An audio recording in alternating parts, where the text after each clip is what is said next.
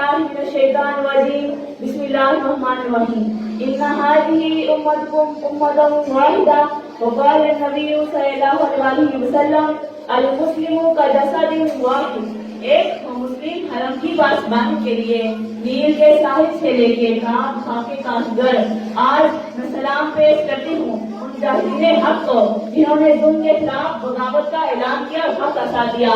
سلام پیش کرتی ہوں 79,000 شہدائے کشمیر اور کشمیری عوام کو جنہوں نے 7.5 لاکھ بھارتی فوج کے ظلم و ستم کو برداشت کیا اور آج تک ان کا مقابلہ کر رہی ہے۔ سلام پیش کرتی ہوں 90 سالہ سید علی گیلانی کو جو بھارتی گنڈوں کی آنکھوں میں آنکھیں ڈال کر بولتے ہیں توڑ کر رکھ دیں گے ہلکائے زنجیر کو، اب چھڑا کر ہی رہیں گے کفر سے کشمیر کو۔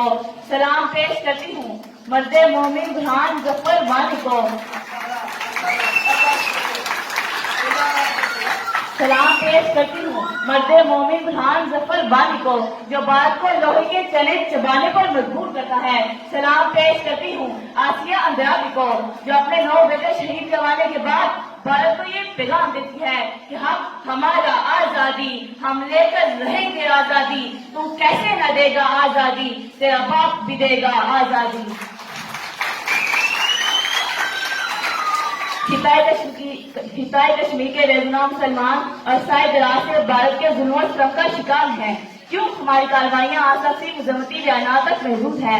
آج کشمیر میں اٹھتی لاشوں، خون کی ندیوں اور علن اعلان قتل عام سے کشمیری المدد المدد پکار رہے ہیں اور فہم و فہم کے ساتھ سمندر پینے والے عالمی امن کے ٹھیکیدار خاموش کیوں بیٹھے ہیں؟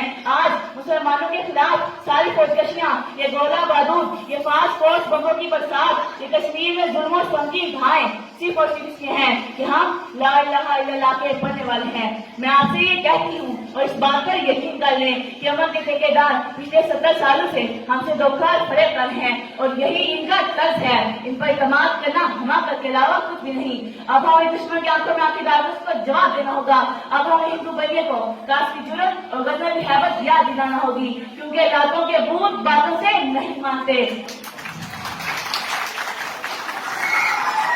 خری ہے شاہ تمنا ابھی جلی تو نہیں، دبی ہے آگے جگر مگر بجھی تو نہیں، جفا کی تیز سے گردن وفا شیاروں کی، کٹی ہے بسنے میدان مگر جھکی تو نہیں۔